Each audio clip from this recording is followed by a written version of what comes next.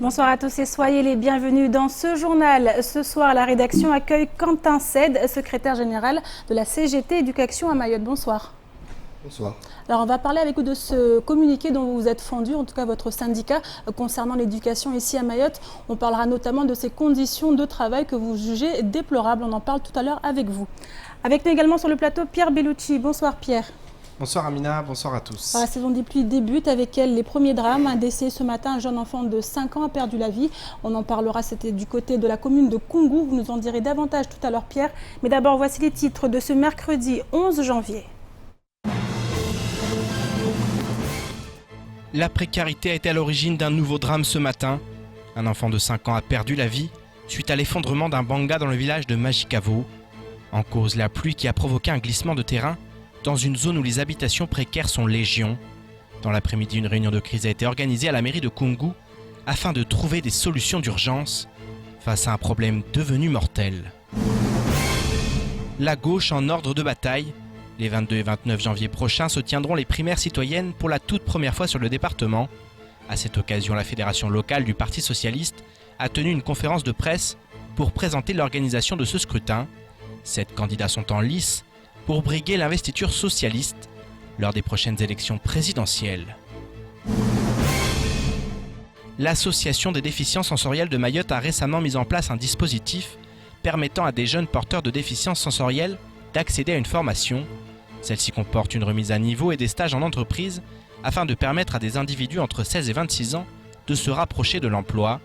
Le dispositif étant à mi-parcours, l'association et les 11 jeunes bénéficiaires de la première session ont ce matin fait le bilan. Reportage à la fin de cette édition. Et c'est avec ce drame que l'on débute cette édition, la mort d'un enfant de 5 ans suite à l'épisode de forte pluie qui a frappé l'île Lagon cette nuit. Aux alentours de 5 h du matin, en effet, un banga s'est effondré sur un second se trouvant en contrebas avec à l'intérieur une mère de famille et ses 5 enfants. Si la mère a réussi, elle et ses 4 parmi la fratrie, à sortir de l'habitation en tôle, le dernier en revanche, âgé de 5 ans, a perdu la vie lors de l'effondrement. Le 101e département de France se retrouve ainsi face à une énième tragédie causée par la précarité extrême dans laquelle vivent de nombreuses familles. Les explications dans ce sujet signées Abbas Alidi, Pierre Bellucci et Leslie Vimnet. Ce matelas enseveli sous la boue témoigne du nouveau drame qui s'est produit cette nuit dans le village de Majikavo. Le lieutenant-colonel des sapeurs-pompiers de Mayotte raconte l'horreur vécue.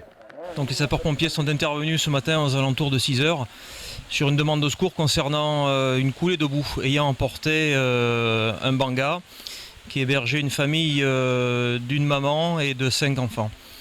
Donc à notre arrivée sur les lieux, nous avons dégagé la maman et 4 de ses enfants qui étaient indemnes et le 5e enfant était disparu. Nous avons dû effectuer des recherches longues et difficiles sur un terrain en mouvement permanent lié aux pluies abondantes. Et nous avons découvert le corps de l'enfant décédé il y a environ 30 minutes. Un enfant de 5 ans a perdu la vie suite à l'effondrement. L'une des mères de famille vivant dans ce quartier a accepté de témoigner. Tout à fait consciente des risques encourus par tous les occupants de ces habitations précaires, elle explique néanmoins que toutes ces familles n'ont nulle part où aller.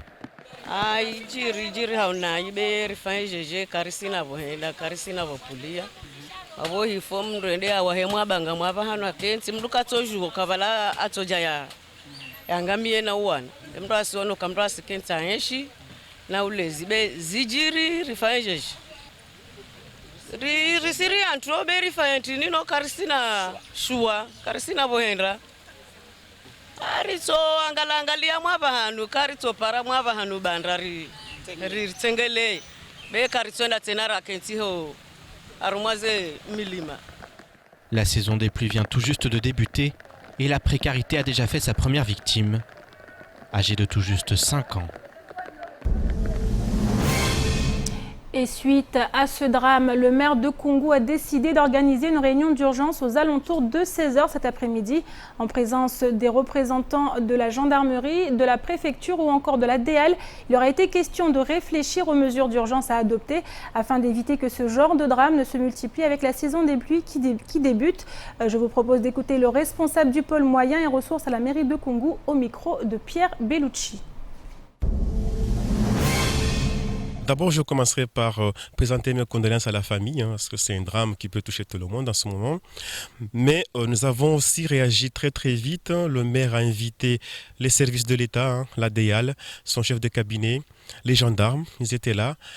Une réunion un peu en urgence pour qu'on puisse trouver une solution dans l'immédiat du relogement de la famille endeuillée, mais aussi du problème d'occupation arbitraire des sols. Donc il en est sorti que d'abord une communication accrue serait d'abord un début, mais après la réaction des services concernés, le maire en tout premier lieu, les services de gendarmerie et la DEAL, afin d'interdire au tout premier moment toute construction qui serait dans une zone à aléa fort. Donc interdire la construction et informer les gens et les demander de partir dans l'immédiat. Alors Pierre, on l'a vu, ce drame, le premier de la saison des pluies de cette année, et justement le maire qui fait cette réunion pour pouvoir trouver des solutions. On a vu ce responsable parler de solutions, mais est-ce qu'aujourd'hui, concrètement, c'est possible à mettre en place ? Ce qui est terrible, c'est qu'effectivement, vous disiez le premier, parce que tous les ans, c'est la même rengaine, tous les ans, c'est ces mêmes drames. Et ce qui est aussi terrible, ce que je trouve le plus terrible surtout, c'est qu'il faut qu'il y ait un drame pour qu'il y ait une réaction. Il y a une réunion de crise cet après-midi parce qu'il y a eu un drame. Alors que ces habitations, on les connaît, tout le monde les voit, elles sont à la vue de tous, quotidiennement. Ça fait des années que c'est le cas. Et on attend qu'il y ait des drames pour que il y ait une réaction et qu'on interdise effectivement de construire. Mais ces interdictions, elles existent déjà. Maintenant, il faut les moyens pour effectivement dire non, il ne faut pas aller là parce que c'est dangereux. Mais les personnes qui vivent sur ces terrains, elles sont tout à fait conscientes du danger. Elles le savent. Et il faut quand même noter, parce que c'est très important, que la famille en question, cette maman et ses 5 enfants, vivait à Chirongui. Elle fait partie des décasés. Et c'est aussi pour ça qu'il y a eu ce drame, car ils se sont installés, j'allais dire un peu à la va-vite. Ça a été construit, on le voit, il y a des pneus qui font office de gros œuvres quand même. Donc voilà, forcément, aux premières pluies, depuis il y a cette première saison des pluies, j'allais dire, depuis les décasages, on sait que beaucoup de bangas ont été construits comme ça, un peu au pied levé, parce qu'il fallait un toit sur la tête. Donc c'est aussi face à ça, et face au manque de réponse. Il l'expliquait, monsieur Moinirou Boanaeri, il l'expliquait que voilà, il n'y a pas eu de solution pérenne suite au décasage, et forcément, il y a beaucoup de personnes, beaucoup de familles qui se sont installées, notamment dans d'autres villages comme à Kungu, et forcément les habitations sont extrêmement précaires. Et aux premières pluies, il y a effectivement des effondrements, parce que voilà, en plus il y a un défrichement qui est de plus en plus important, les sols ont de plus en plus de mal à capter l'eau, et plus ça va, et plus il y aura ce type de drame. Justement, de nombreuses communes se retrouvent avec ces bangas qui sont construits de manière illégale, et justement avec des matériaux de fortune, c'est quand même assez risqué, donc on va s'attendre à ce qu'il y ait d'autres drames si la saison des pluies continue. Effectivement, le constat il est là, tout le monde le fait, au niveau de la mairie on le fait, au niveau de la préfecture, il y a de plus en plus de drames, et ce ne sont pas des pluies, on n'était pas du tout en vigilance forte pluie, ce sont les premières pluies. Alors effectivement les sols ont du mal à absorber ces premières pluies, mais voilà, on imagine ce que ça va être dans plusieurs mois, et dans les années à venir aussi. Effectivement, il faut expliquer aussi que ce quartier, en l'occurrence, il a été classé en zone prioritaire, mais d'ici 20-25 ans, il y aura des évolutions, mais en attendant, on a besoin de solutions d'urgence, et interdire, c'est bien, mais il faut y mettre les moyens, et puis ce n'est pas uniquement à Kungu, c'est la problématique, elle se trouve sur l'ensemble du département. Interdire, mais il n'y a pas d'autre solution de relogement pour l'instant. Oui, et puis interdire, et puis c'est aussi ça, aujourd'hui, toutes les familles qui habitent ici ont reçu un message, on est venu les voir pour leur dire il faut absolument quitter les lieux de manière urgente, car il en va de votre sécurité. Maintenant, où vont-ils aller ? C'est aussi là l'autre grande problématique. Où vont-ils aller ? Et c'est bien expliqué cette dame explique que voilà, elle n'a pas d'endroit où aller, donc c'est pour ça qu'elle est là malgré le danger. Donc voilà, c'est toute la problématique de Mayotte, encore une fois, comme hier avec la problématique de l'eau, de ce manque d'eau. Il y a eu un laisser-faire, un laisser-aller pendant des années. On n'a pas réagi, et quand on est vraiment dans l'urgence, quand il y a ce genre de drame, là on commence à réagir, mais on n'a pas vraiment plus de solutions, parce qu'elles n'ont pas été réfléchies, parce que ce ne sont pas des solutions à court terme, on est dans la réaction, jamais dans l'anticipation, et forcément c'est très compliqué. À noter que c'était un enfant qui avait grandi à Chirongui, qui était né à Chirongui, il y a 5 ans, et qui est décédé dans des conditions assez terribles. Merci beaucoup Pierre pour toutes ces précisions. Et revenons maintenant sur ce mouvement social qui perdure au sein de l'entreprise Balou. Cela fait maintenant plus d'un mois que les salariés sont en grève. Le climat de tension autour de ce conflit n'a cessé de s'aggraver entre insultes, refus de dialogue et intervention de la DIECT. Après l'échec des négociations qui se sont tenues hier, le directeur Safdar Balou avait jusqu'à ce midi pour répondre à la contre-proposition des grévistes, sans quoi la commission consultative du travail allait être annulé. Le préfet risque alors de prendre le relais pour tenter de mettre fin à ce conflit. Un sujet signé Abbas Alidi, Pierre Bellucci et Leslie Vimnet. Le conflit au sein du quincailler Balou va de mal en pis. Hier, les différents protagonistes avaient rendez-vous à la DIECT, mais le directeur était à nouveau absent. De quoi provoquer l'indignation du côté des représentants syndicaux. Il est inadmissible qu'un employé qui s'est autant enrichi à Mayotte, parce qu'il faut reconnaître que Balou, c'est un distributeur, on peut le placer dans la grande distribution, qui est à Mayotte depuis tant d'années, qui s'est enrichi, qui a permis à la famille Balou, certains d'entre eux, de s'installer en Amérique et d'autres en Europe. Traiter les salariés de la sorte, c'est inadmissible. Hier, Safdar Balou, actuellement hors territoire, n'a pas accepté d'échanger via la visioconférence. C'est donc son directeur administratif et financier qui a représenté l'entreprise. Problème, ce dernier n'avait pas mandat pour accepter les contre-propositions des syndicats. Balou a mandaté quelqu'un de négocier avec nous, mais il n'a pas donné l'autorisation de négocier. C'est-à-dire, il fait semblant de lui mandater. Pourtant, le monsieur, quand on négocie, à la dernière main, il nous dit que Balou n'a pas lui donné accès de négocier avec nous. Le directeur avait jusqu'à ce midi pour répondre aux grévistes afin qu'une troisième et dernière réunion de conciliation soit organisée. Néanmoins, Safdar Balou a refusé de poursuivre les négociations, ce qui provoque l'incompréhension des syndicats, dans la mesure où ce dernier a indiqué que si le conflit ne se terminait pas rapidement, la société serait en très grande difficulté financière. Depuis le 1er janvier 2017 est appliquée l'assurance de garantie des salaires, et ça c'est la contribution de l'ensemble des employeurs. Donc un employeur aussi, je me permets de dire, qui se porte d'une manière voyou, il faut que les autres employeurs fassent son compte et l'obliger à venir sur la table de négociation pour qu'il y ait des vraies discussions. Et c'est pas tout. Je fais appel au service de l'État, parce que nous pensons, à travers les éléments de finances qui sont à notre possession, qu'il est temps à ce qu'il y ait des contrôles fiscaux dans cette entreprise pour qu'il y ait une émergence de la vraie situation de l'entreprise. La situation actuelle laisse pantois, même si du côté des salariés grévistes, il est hors de question de mettre fin au mouvement. S'il n'y a pas une bonne décision à midi, là, la grève continue, on reste solidaires, sains et saufs. Et pour nous, on souhaite de trouver une négociation avec lui, mais s'il n'y a pas, bon, là c'est le préfet qui va décider, qui va prendre le relais et puis on verra la suite. Le préfet va maintenant devoir intervenir pour tenter de trouver une issue à ce drôle de conflit.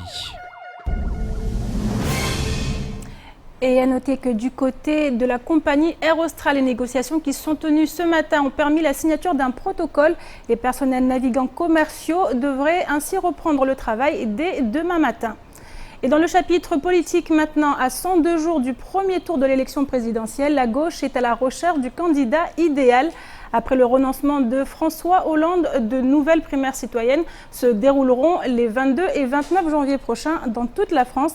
À ce titre, une conférence de presse s'est tenue ce matin à la mairie de Mamoudzou, à l'initiative de la Fédération du Parti socialiste de Mayotte. Objectif, dévoiler l'organisation de ce scrutin qui rassemble toute la gauche, une première sur le territoire. Un sujet signé Sony Chamsuddin et Adèle Laurent. L'union à l'ordre du jour pour toute la gauche mahoraise. Ce mercredi, la Fédération du Parti socialiste de Mayotte a présenté l'organisation des primaires citoyennes qui se tiendront les 22 et 29 janvier prochains. L'île comptera 22 bureaux de vote répartis sur 13 cantons. Et malgré un calendrier très serré et à une semaine du premier tour de cette primaire, l'état-major local est bien en ordre de bataille. Écoutez, nous sommes prêts. Nous sommes prêts. Je le disais tout à l'heure que je l'annonçais avec vraiment une grande aisance. Par rapport à cette organisation des primaires au niveau de Mayotte. Nous nous sommes préparés en conséquence et j'espère vraiment pouvoir mobiliser pour avoir un résultat à la hauteur de nos engagements. Pour ce scrutin ouvert à tout citoyen français et inscrit sur les listes électorales, une contribution de 1 € est demandée. Une mobilisation massive des électeurs est donc espérée. Après le renoncement de François Hollande, Manuel Valls, ancien Premier ministre en visite à Mayotte en 2015, semble être pour ses soutiens le candidat légitime. Je pense que la France aujourd'hui a besoin d'un homme comme Manuel Valls. Pour Mayotte, il y a cette question de la sécurité. Parce que moi je pense qu'il n'y a pas de liberté sans sécurité, il n'y a pas de liberté sans instruction, il n'y a pas de liberté sans santé. Et donc lui, c'est un homme qui ne mâche pas ses mots par rapport à la question de l'insécurité. Les moyens ont été donnés, ils ne sont pas encore suffisants, mais je pense qu'il peut incarner ce besoin-là pour Mayotte d'apporter un peu plus de sécurité à nos concitoyens. En plus de Manuel Valls, les Mahorais auront le choix entre 6 prétendants, des représentants sur le territoire qui croient en leur champion. Dans son programme, elle a décliné clairement pour les Outre-mer, de façon générale, une politique qui est plus terre-à-terre sur 2 points. Le premier point, c'est sa volonté de lutter contre l'insécurité en Outre-mer, en augmentant sensiblement le moyen pour lutter contre l'insécurité. Le deuxième point qu'elle a souligné fortement dans son programme, c'est le développement économique des Outre-mer de manière autocentrée, c'est-à-dire un développement qui prend en compte les éléments locaux dans tous les domaines pour asseoir le développement économique. On sait bien qu'à Mayotte, le rassemblement, c'est fondamental. Donc à ce niveau-là, au niveau du candidat pour ses primaires au niveau de la gauche, je pense que Vincent Peillon a tout ce qu'il faut pour représenter véritablement une possibilité importante de rassemblement sur Mayotte. Les candidats auront l'occasion de convaincre lors de 4 débats télévisés. Première confrontation ce jeudi. Tout le monde l'assure, le vainqueur de cette primaire sera bien la gauche. Et qu'en est-il à présent du reste de l'actualité de ce mercredi 11 janvier? Je vous propose un petit tour d'horizon dans l'actualité en bref. Depuis lundi, les établissements situés dans les communes soumises aux coupures d'eau sont fermés. La reprise des cours a été différée à demain, même si de nombreux établissements ne sont pas en mesure de faire face à cette situation de crise. Dans ces conditions, la commune de Dembéni vient de publier un arrêté impliquant qu'à compter du 9 janvier 2017 et jusqu'au vendredi 13 janvier inclus, toutes les écoles élémentaires et maternelles de la commune, soit 11 établissements, seront fermés. La réouverture se fera le lundi 16 janvier 2017. Un arrêté lié au manque d'eau, car la loi française interdit aux écoles ne pouvant offrir cette ressource vitale d'ouvrir leurs portes aux enfants. Idem du côté de Mamoudzou, où hier une délégation a manifesté devant l'hôtel municipal. En cause la fermeture de certains établissements suite à des dégradations. De quoi faire dire aux parents d'élèves que si la réouverture n'est pas effective demain, les enfants seront laissés dans le hall de la mairie, qui se transformera alors en garderie municipale.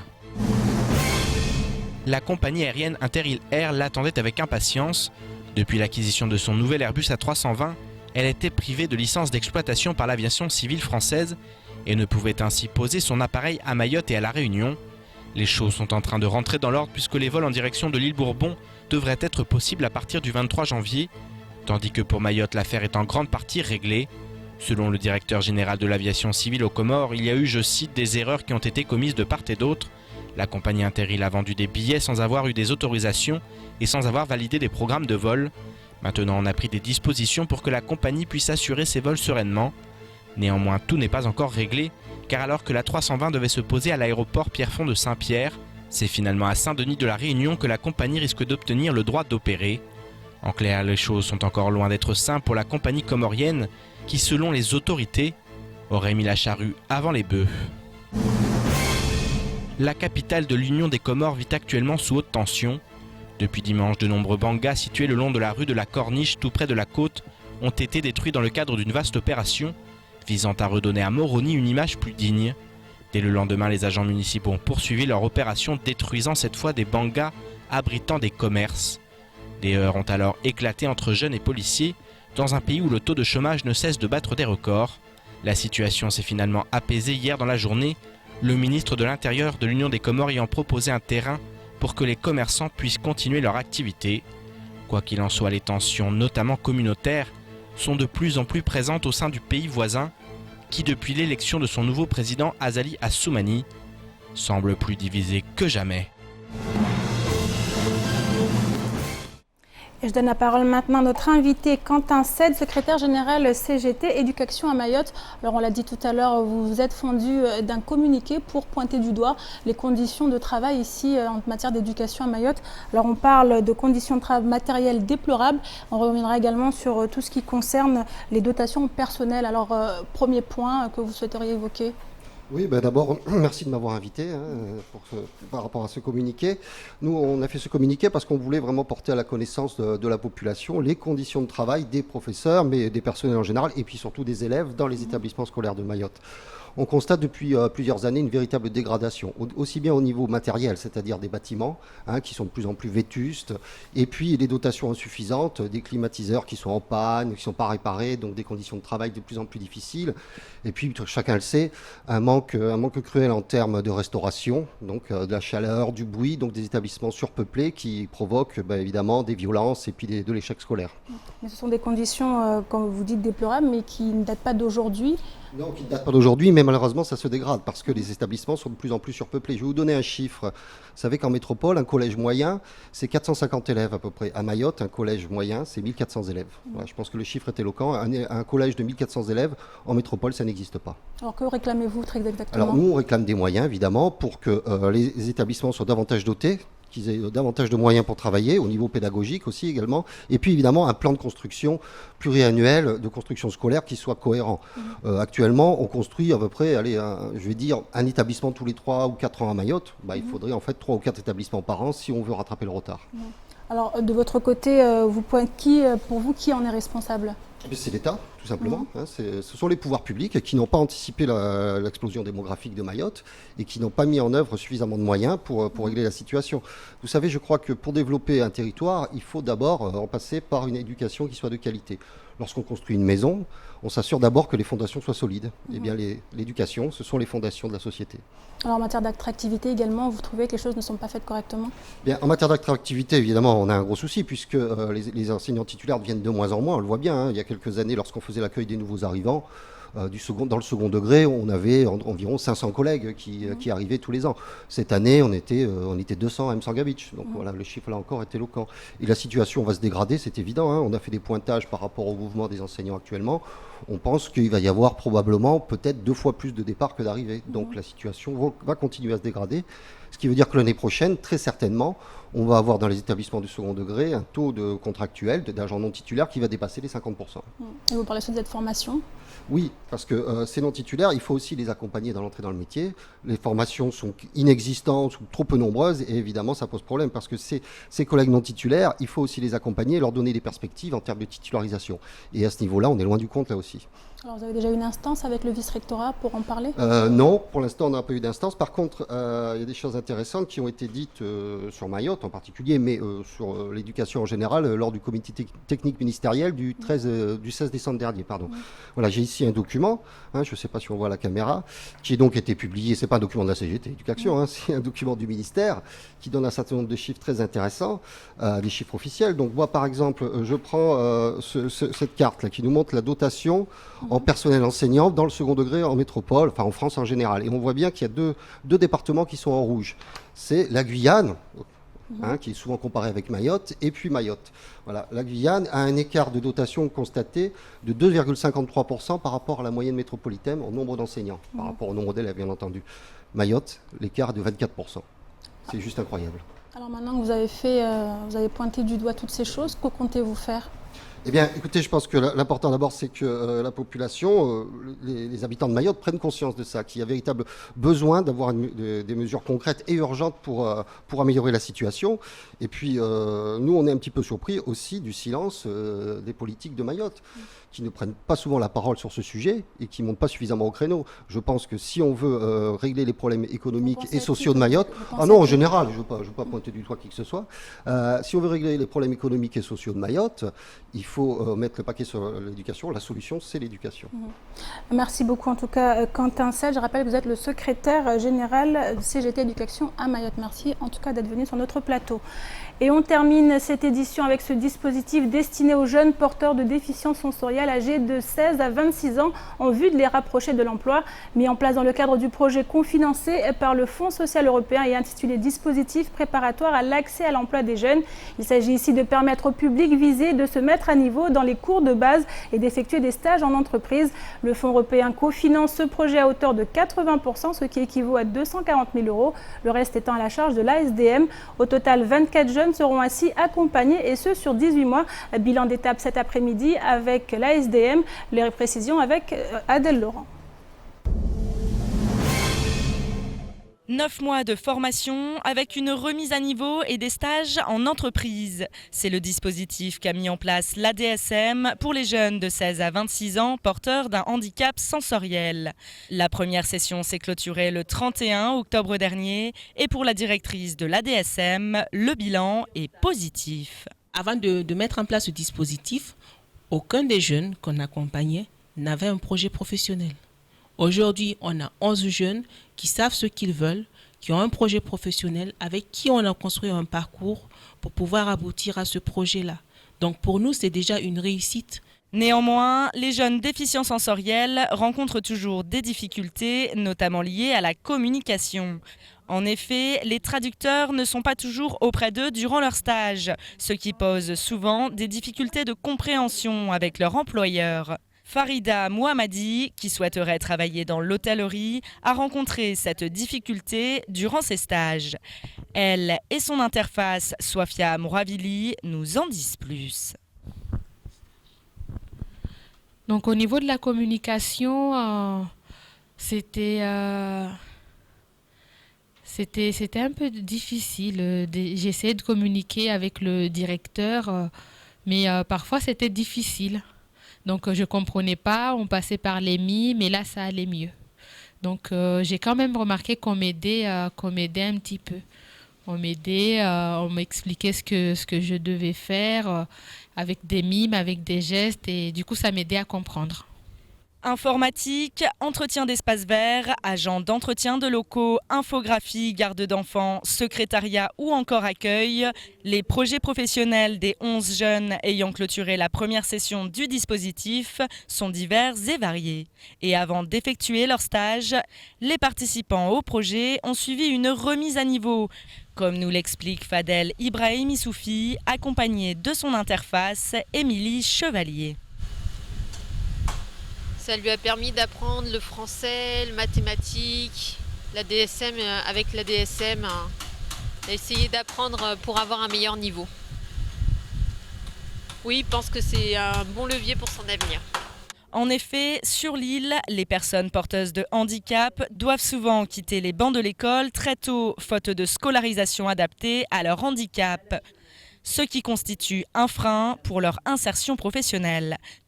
C'est pourquoi l'ADSM a souhaité mettre en place cette remise à niveau, même si cela ne suffit pas. Beaucoup n'ont pas terminé leur scolarisation et 9 mois c'est assez court aussi pour pouvoir intégrer le maximum de savoir de base, pour pouvoir communiquer à l'écrit avec son employeur. Donc c'est des difficultés, c'est des freins qui existent aujourd'hui, qui sont réels et qu'on n'a pas pu lever au bout des 9 mois. Donc c'est vrai qu'aujourd'hui c'est une difficulté réelle qui existe sur le territoire pour les sourds et pour les déficients visuels et qu'il faut effectivement, avec l'éducation nationale, travailler en commun pour trouver une solution au plus vite parce que le phénomène persiste.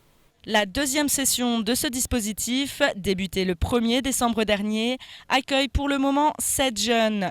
5 places à destination de jeunes porteurs de handicap sensoriel âgés de 16 à 26 ans restent donc disponibles. Mais même si les jeunes acquièrent, grâce à ce genre de dispositif, de meilleures bases et de l'autonomie, le problème de fond reste la scolarisation de personnes en situation de handicap, avec notamment le manque d'outils adaptés et d'enseignants spécialisés. Et c'est la fin de cette édition. Merci à vous de l'avoir suivi. Une édition à retrouver en rediffusion sur OAM5, également disponible en replay sur notre site l'infocoesie.fr, sur YouTube et sur notre page Facebook. Dès demain, retrouvez à 6h dans la matinale toute l'équipe de Coesie, de KTV. Et moi, quant à moi, je vous donne rendez-vous demain soir à 19h. Bonne soirée à vous et à demain.